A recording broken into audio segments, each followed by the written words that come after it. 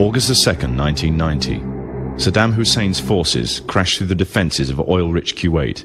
In fear of an Iraqi invasion into Saudi Arabia, the United States and her coalition allies poured into the Arabian Peninsula to form a deterrent that would be known as Desert Shield.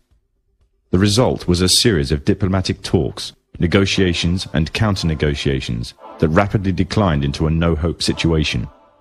On August the 17th, 1991, Desert Shield became Desert Storm.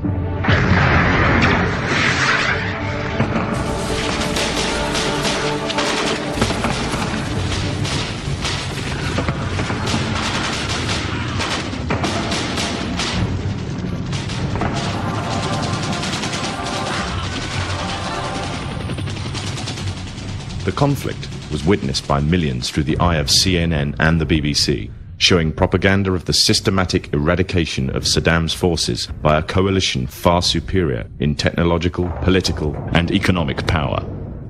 However, what was little known was that from the outset the war was engineered, controlled, and manipulated by an elite group. A group which had created the illusion of a man with power, at the head of a million-strong army, on the verge of going nuclear. A man who had gained control over 1/5 of the world's oil overnight. However, in reality, he was merely a pawn, in amongst many pawns, just a puppet in a grand master plan, with the Gulf War as a well-orchestrated stepping stone. The orchestrators of the war were by no means strangers to controlling major world events. In fact, they have done so for centuries. From the shadows, they have engineered every major war, revolution, and recession. They control everything you read, everything you hear, and everything you see. They have managed to indoctrinate an entire populace to their way of thinking, and have infiltrated key positions in places of authority. And it is from the shadows that they have created a new political order, a new economic order, and more sinister, a new religious order. Their ultimate aim is total global domination, and they will stop at nothing to reach their goal. The goal that was outlined in a speech given by former President of the United States, George Bush. What is at stake is more than one small country. It is a big idea, a new world order.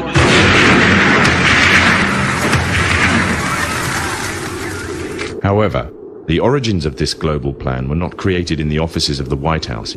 In reality, their roots lay in another war. This time, the year is 1095, and the place, Clermont, France.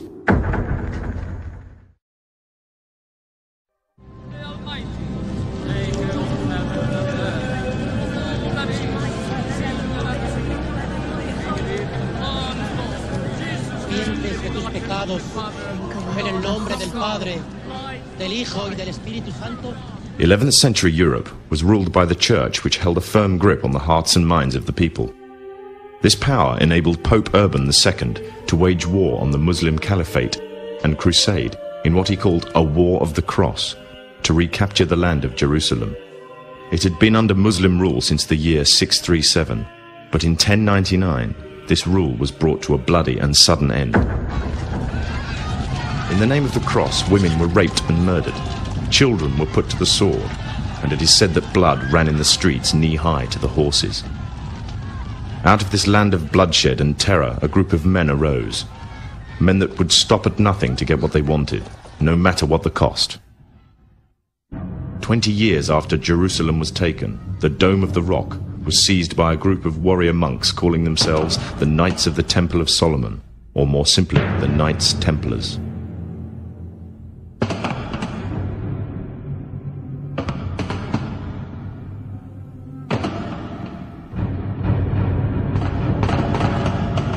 In Jerusalem, the Templars began to deviate further and further away from the practices of Christianity. They learnt the secret arts of the Kabbalah, an ancient form of Jewish magic, along with its dark rites and rituals. The Jews had learnt the arts from the pagans of ancient Egypt during the times of enslavement to the Pharaoh, and developed them into Babylon at the time of Nebuchadnezzar.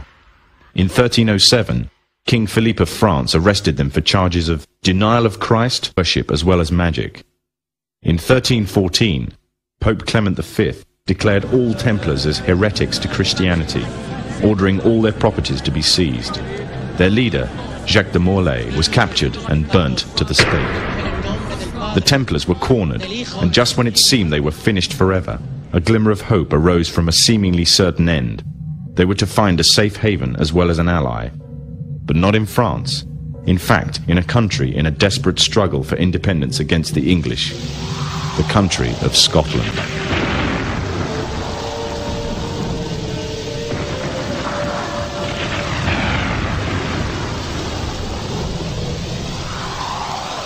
For some, Scotland's hope of independence had died with the death of William Wallace. However, to the King of Scotland, Robert the Bruce, the arrival of the Templars gave him a new secret weapon. Their experience, gained over 200 years of fighting the mighty armies of Islam, had made them expert in combat and warfare, and more than a match for any army brought before them.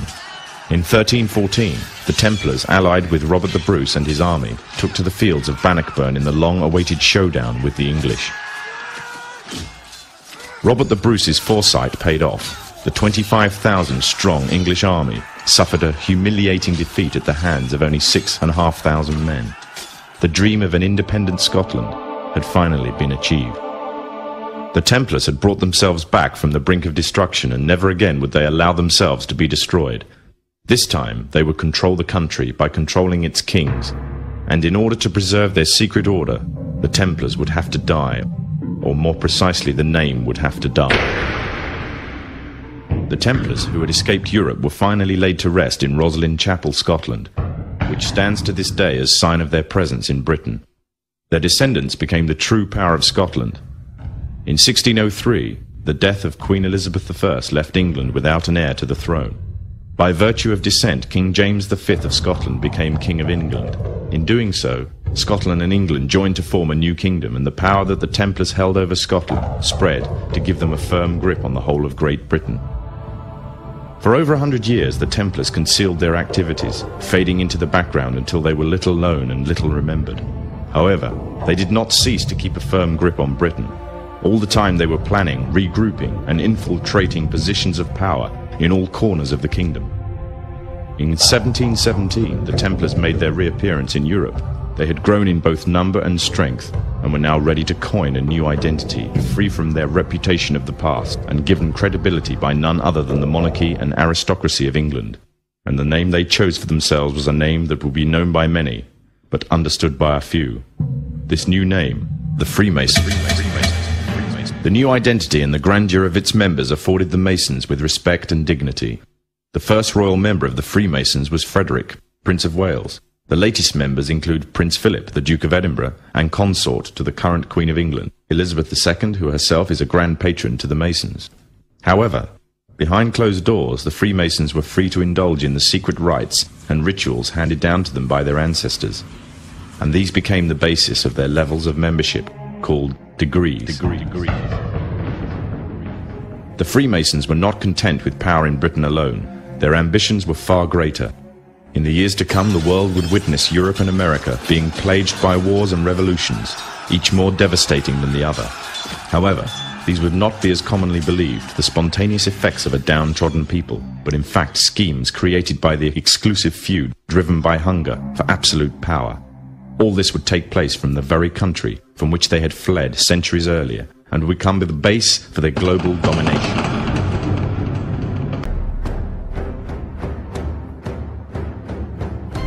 We have before us the opportunity to forge for ourselves and for future generations a new world order, a world where the rule of law, not the law of the jungle, governs the conduct of nations. When we are successful, and we will be, we have a real chance at this new world order. Satan does have plans for a one-world government, and you have to control the money. The United States presidents have blood relations with each other. The Bush lineage has blood ties to a great number of former presidents. George Washington, Millard Fillmore, Franklin Pierce, Abraham Lincoln, Ulysses Grant, Rutherford Hayes, James Garfield, Grover Cleveland, Teddy Roosevelt, William Taft, Calvin Coolidge, Herbert Hoover, Franklin Roosevelt, Richard Nixon, and Gerald Ford. Arion points out in his work that Bush is closely related to every European monarch on and off the throne. and has kinship with every member of Britain's royal family. Bush's family tree can be documented as far back as the early 15th century. He has a direct descent from Henry III and from Henry VIII's sister Mary Tudor. He is also descended from Charles II of England. And we also find that George W. Bush is a direct descendant of Godfrey the Bullion. Godfrey was the first king of Jerusalem after he recaptured it from the Saracens, which was the name for the Islamic faith during the Middle Ages. It is interesting to note that the current occupation of the United States in the Middle East was re-established by the same family, George Bush Sr. in 1991, and again by George Bush Jr. in 2003. George Bush Jr. is then found to be a cousin to both opposing candidates of his 2 terms in office, Al Gore and John Kerry. Democratic President Barack Obama also has blood ties with George W. Bush, as well as Gerald Ford, Lyndon Johnson, Harry Truman, James Madison, and the British Prime Minister Sir Winston Churchill. On the opposing side of the 2008 presidential ballot, John McCain is descended from Robert the Bruce, King William I of Scotland, and also Godfrey the Bullion. In either of those first 2 books, though, who knew you and Dick Cheney cousins? You know, listen, I don't think I'm going to family reunion. I don't know how I'll be greeted. We all know his father, but what about his cousins? A heartbeat away from the presidency is actually a blood relation. He's President Bush's 9th cousin once removed. Cheney's cousin Barack Obama is also Bush's 11th cousin. President Lincoln was President Bush's 7th cousin 5 times removed. And Bush shared more than just a ballot with John Kerry. That's right, they're 9th cousins twice removed. Trace the family tree far enough, and you get Madonna, Celine Dion. I opposed this war in 2002. But do you know their relatives? Obama is distantly related to 6 presidents: George W. and George H.W. Bush, Gerald Ford, Lyndon Johnson, Harry S. Truman, and James Madison. Obama's family tree also includes Sir Winston Churchill and Civil War General Robert E. Lee. Thank you all. Thank you. She's also related to beatnik author Jack Kerouac and the wife of Prince Charles of England. John McCain's ancestry was more difficult to trace, but it's known he's the 6th cousin of First Lady Laura Bush.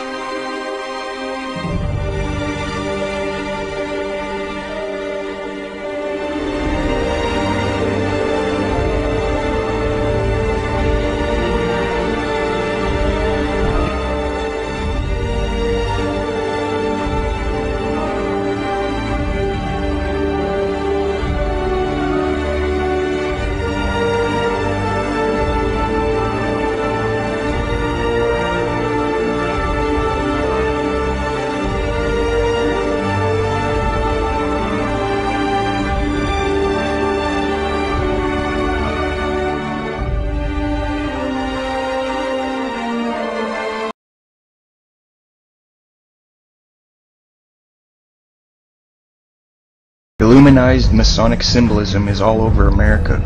On the back of the dollar bill on the left-hand side above the pyramid it says Annuit Coeptus, which means our enterprise is now a success, or a crowned success. So what enterprise does it mean? Well, Novus Ordo Seclorum near the bottom, Novus meaning new, Ordo is order, Seclorum is where we get our word secular, meaning the world. So it means new order of the world, simply new world order. So what it's saying is the New World Order is now a crowned success. This was put on the dollar bill in 1934. 1934 is when the Federal Reserve took total control of the United States monetary system. The Fed is essentially controlled by 2 Illuminati bloodlines, the Rothschilds and the Rockefellers. President Franklin D. Roosevelt, a 32nd degree Scottish Rite Mason, placed the seal on the dollar bill. Roosevelt was also in the Order of the Nobles of the Mystic Shrine, known for its satanic rituals. The pyramid has 13 steps. In fact, the number 13 is on the bill everywhere. 13 leaves on the olive branch, 13 berries, 13 stripes on the shield, 13 arrows, 13 stars, 13 letters on E pluribus unum, and 13 letters in Annuit Coeptus. Now some people believe 13 is on the bill due to the 13 colonies, but dig a little bit deeper and you'll find the real answer. 13 also represents the 13 top Illuminati families that he traced back to the late 18th century and the early 19th century. He is credible, and that's why he was framed by the government and thrown in a cage. 1776 is in Roman numerals near the bottom. Some think it's because of the founding of the country. Another case of subliminal, indirect, reverse psychological propaganda. 1776 is when the Illuminati was formed.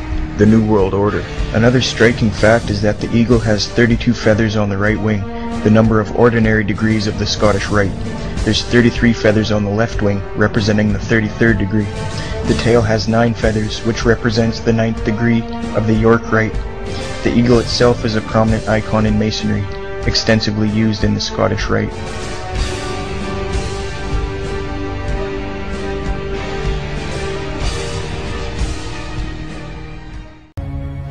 Plato's Republic in the 1500s was popular work.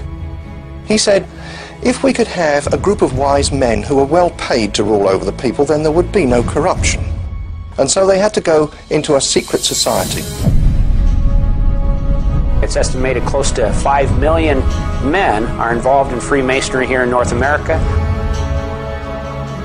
It is based on the worship of the male regenerative power. They were highly skilled men, and they wanted to keep the secrets of their skills to themselves. They are then required to take a blood oath not to reveal the secrets of Masonry, or they will lose their life. And I was warned that should I reveal any of the secrets of Freemasonry, to know what to expect.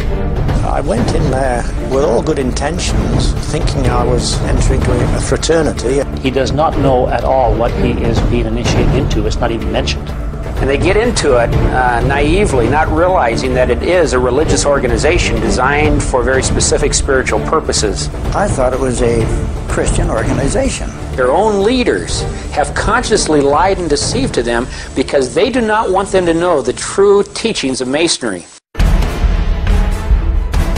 It is based on Egyptian paganism. They are in a non-Christian, pagan, idolatrous cult. Freemasonry goes so far as to actually call Lucifer God. And no Christian has any part in it.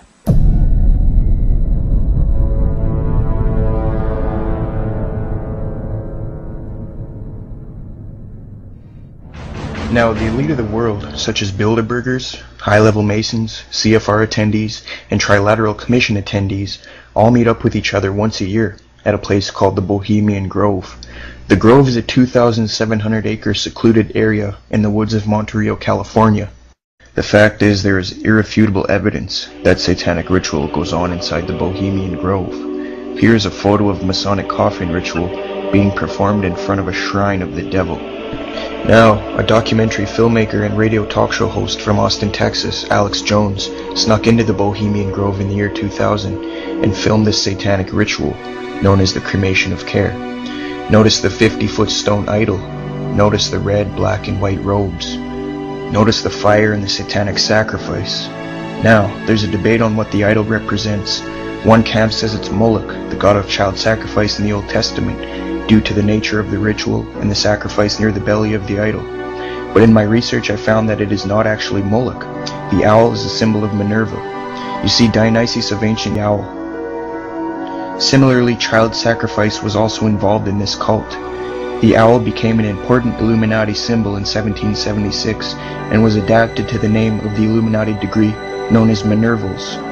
In Abe Barrell's book, Memoirs Illustrating the History of Jacobinism, published in 1798, page 582, he writes, quote, Weishaupt had adopted the bird of the night as his emblem, unquote.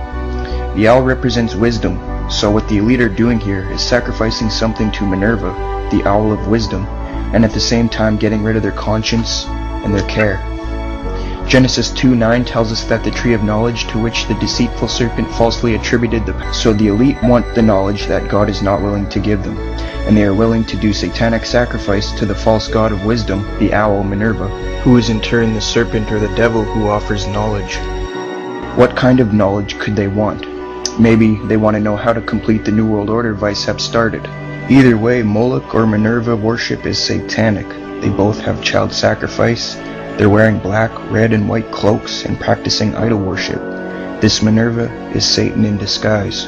The owl at the Grove is further proof that the Illuminati lives on, since Weishaupt adopted the symbol of the owl from ancient Greece.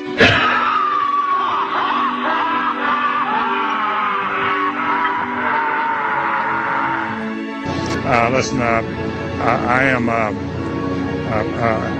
happy member of the Bohemian Grove. I like the folks who come there, and it's really inappropriate for me to talk about the group beyond that. Thank you. Have you been there for the ceremony with the cremation of care? Frankly, I don't think that's something I need to talk to you about. This is what's called ambush journalism, and I disrespect you for that as well. So thank you and goodbye. It's none of your damn business. Many people who attend the Bohemian Grove are on the news every day, leading double lives. Some of these people include George W. Bush, George H.W. Bush.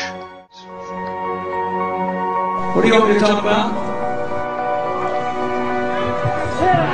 The Bohemian Club? As you say, the Bohemian Club? I've never been to the Bohemian Club, but you ought to go. It'd be good for you. Get some fresh air.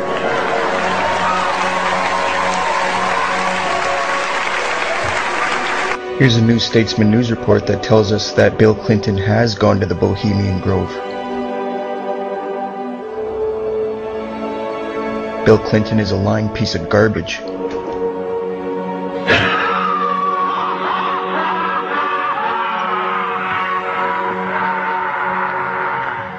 فيها خط على شيء معين حول رقم واحد يوجد شكل زخرفي. هذا الشكل الزخرفي مكبر بجوار الصورة هكذا يرى المشاهد شيء يشبه وجه البومة. نعم. طبعا سنقول له ما هي هذه البومة؟ هذه البومة هي ليليث. ما هي ليليث؟ نعم. ليليث هذه في سفر زهار، في هناك سفر في التلمود اسمه زهار أو سفر الإشراق أو الضياء، يقول أن هناك نعم. وفي الحركات السرية هي والماسونية هي رمز للتمرد على السلطات وعلى القيود وعلى التقاليد وعلى رجال الأديان وعلى العقائد وهكذا.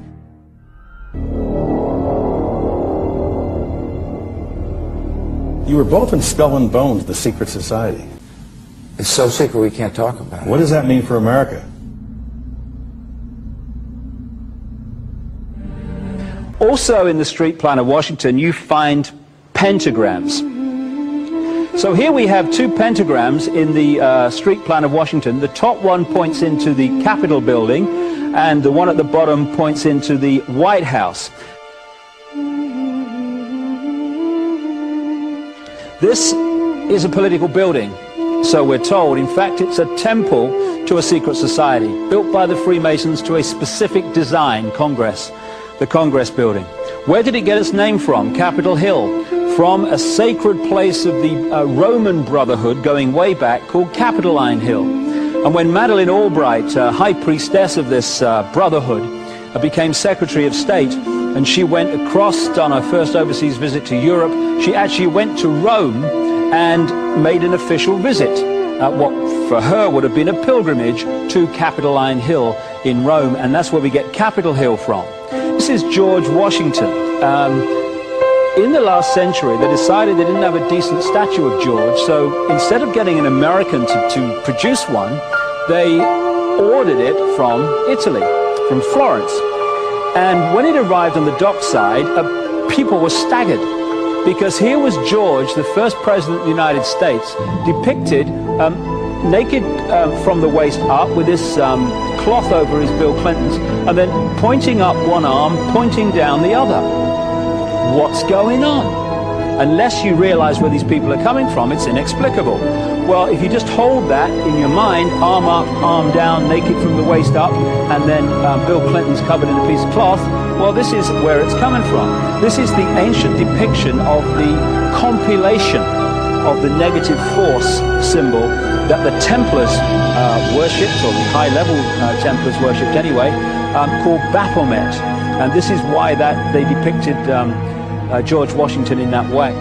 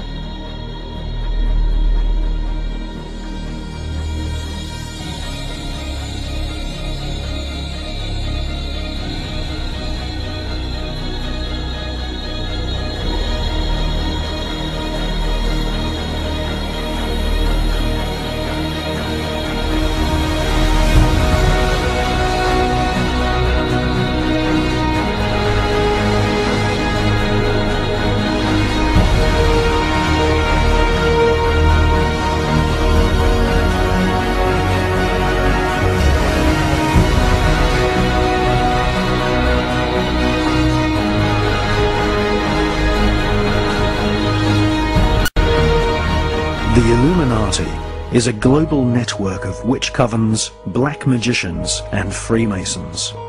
They use a secret code of numbers and words to communicate the plan to one another.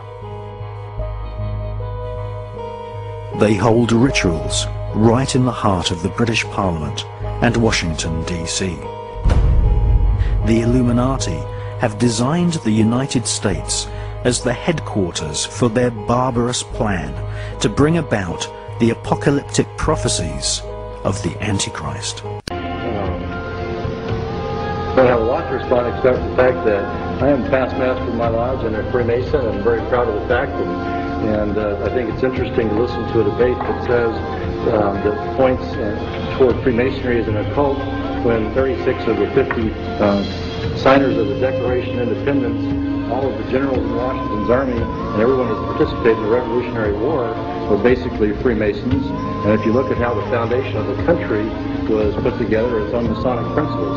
So I think it's certainly an interesting debate that's probably not appropriate in this public forum, but I would certainly encourage people that have a different viewpoint to study the Freemasonry organization a little closer.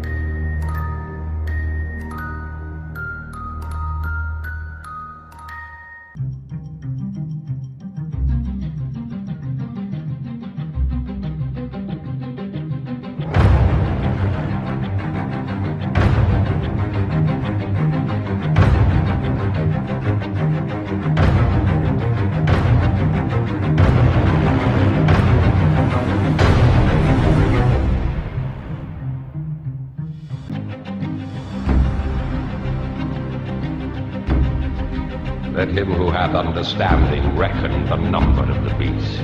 For it is a human number. Its number is 666.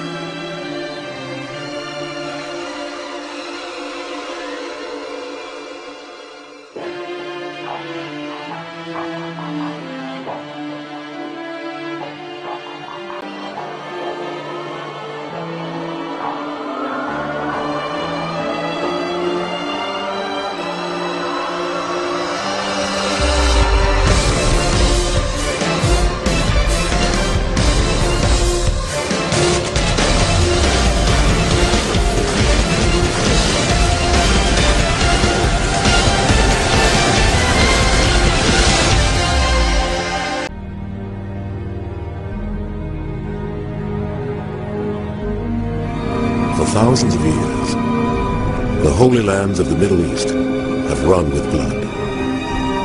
Here, the scars of battle fought between three of the great religions of the world are etched into the earth. But the deepest wound was made by a war between Christian and Muslim, begun at the close of the 11th century and fought for 200 years.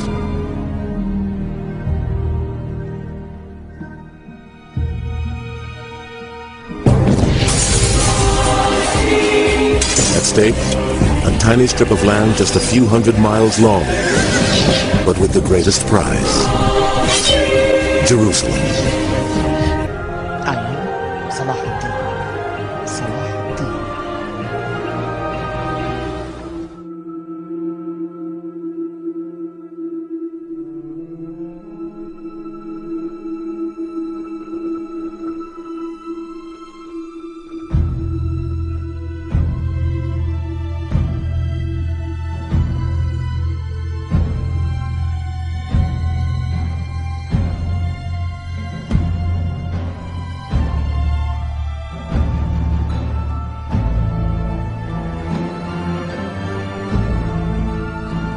great industrial powers are locked in mortal combat.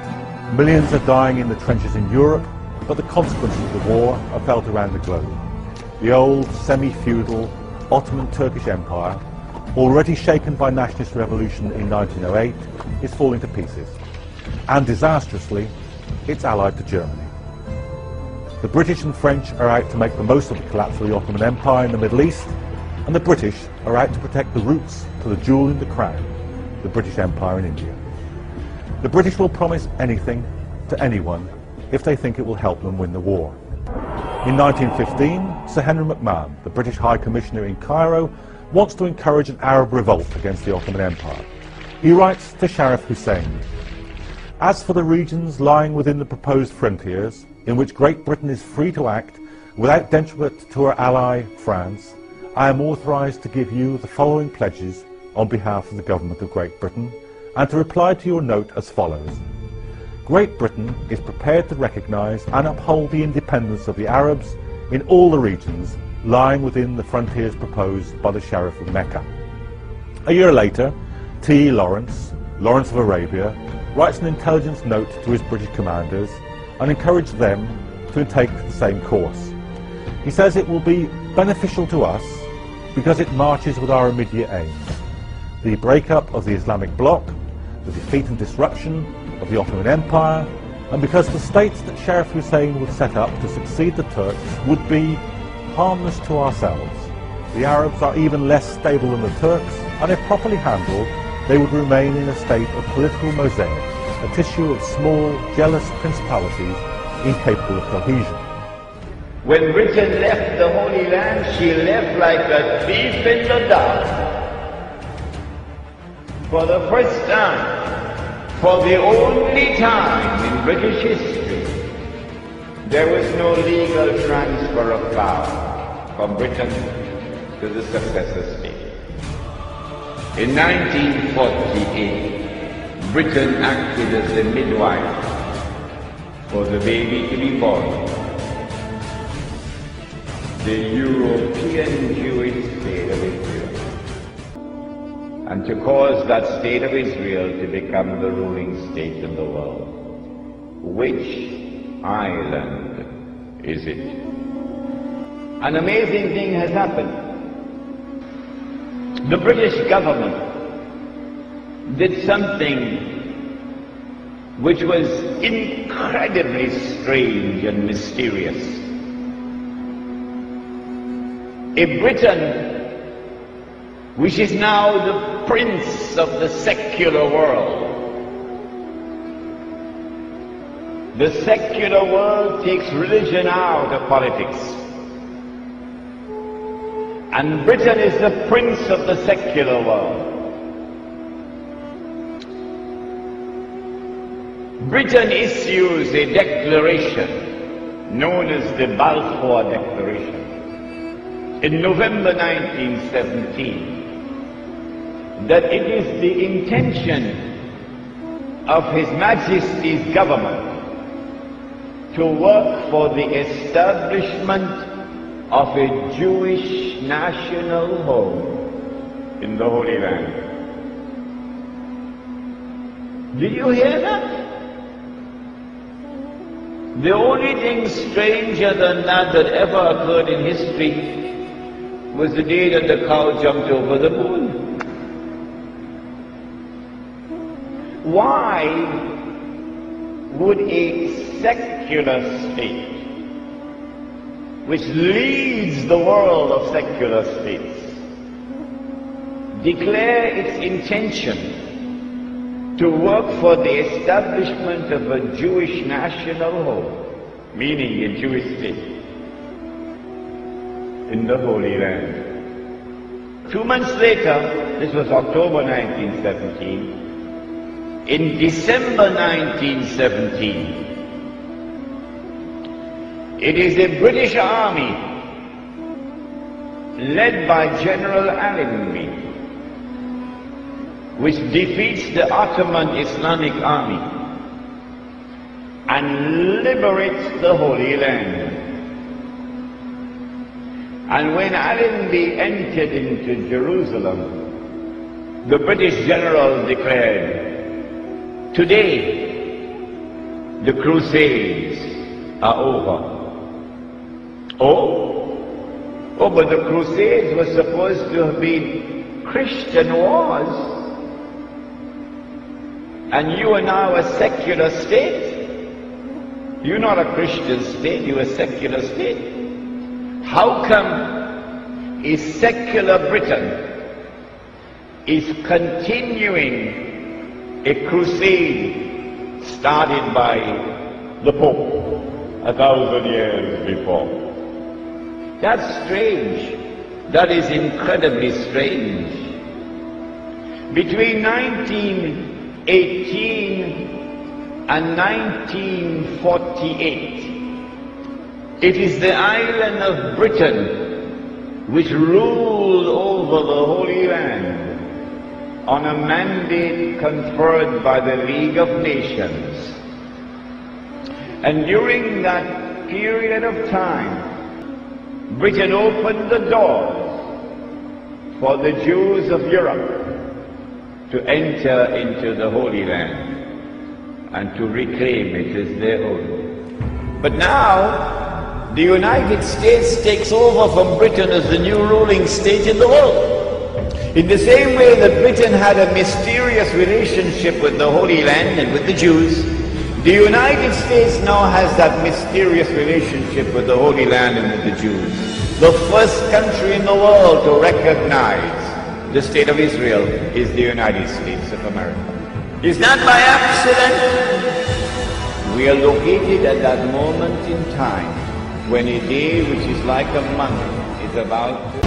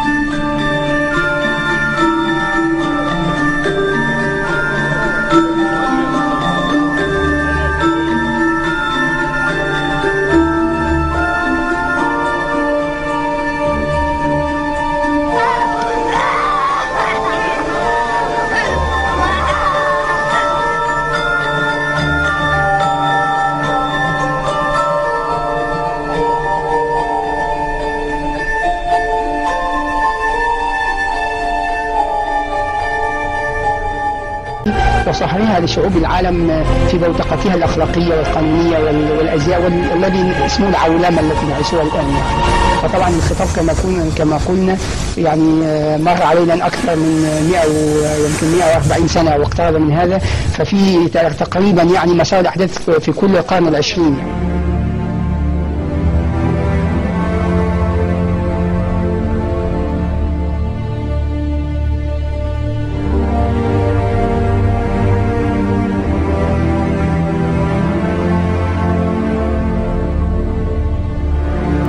The resolution of the DAC Committee for Palestine was adopted by 33 votes, 13 against, 10 abstentions.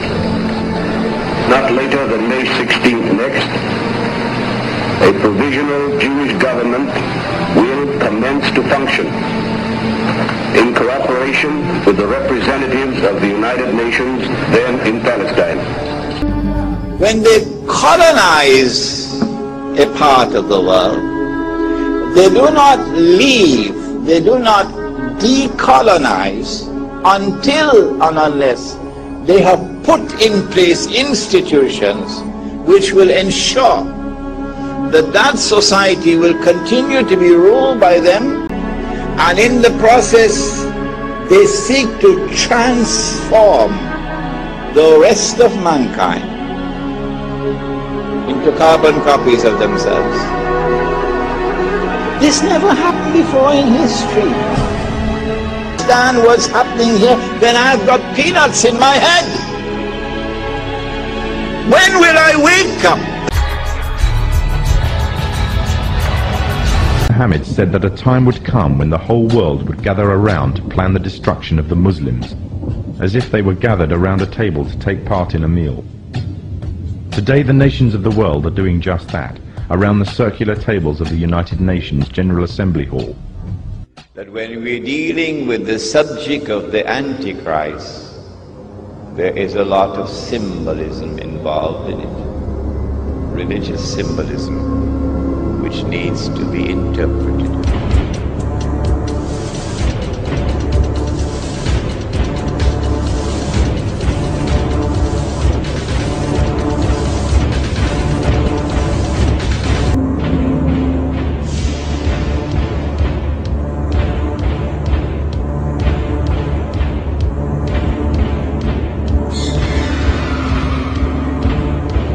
We have before us the opportunity to forge for ourselves and for future generations a new world order, a world where the rule of law, not the law of the jungle, governs the conduct of nations. When we are successful, and we will be, we have a real chance at this new world order, an order in which a credible United Nations can use its peacekeeping role to fulfill the promise and vision of the UN's founders.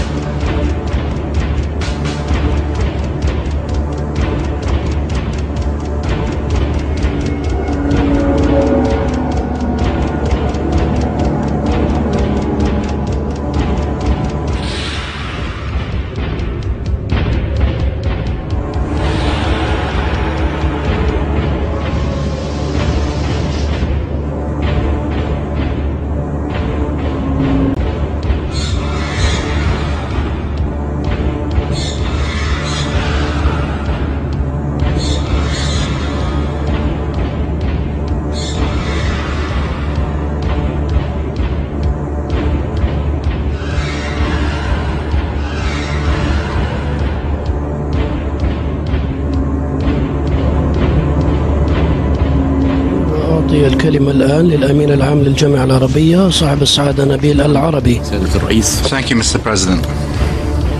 اسمحوا لي أن أتقدم بالشكر. Allow me, sir. ولأعضاء المجلس على دعوتي للمشاركة في هذا الاجتماع الهام.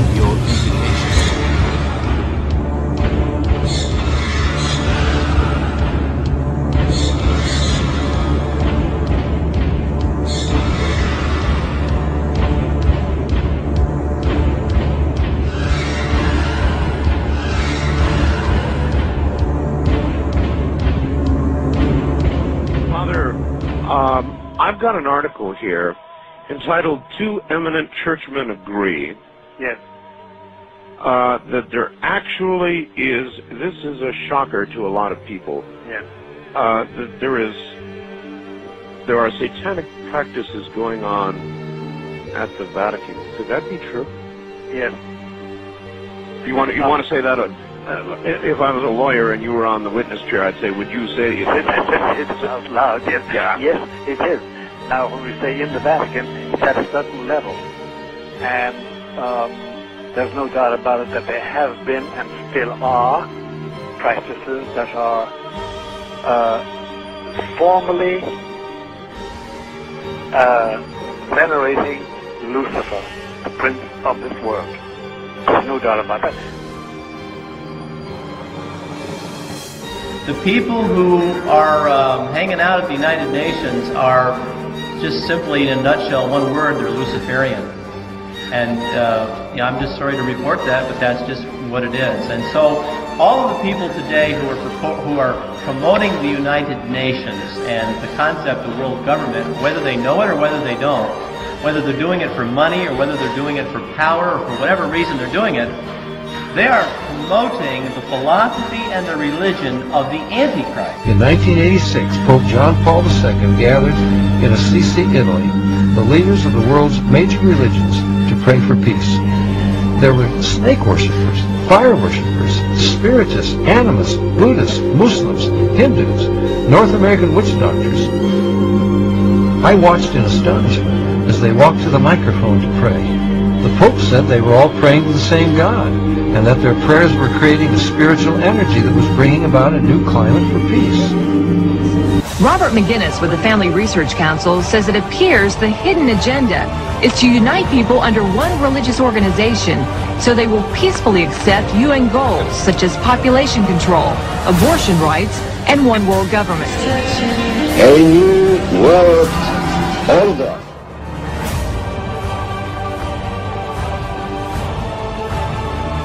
This ethnic cleansing that you're hearing about is Christian cleansing throughout the world.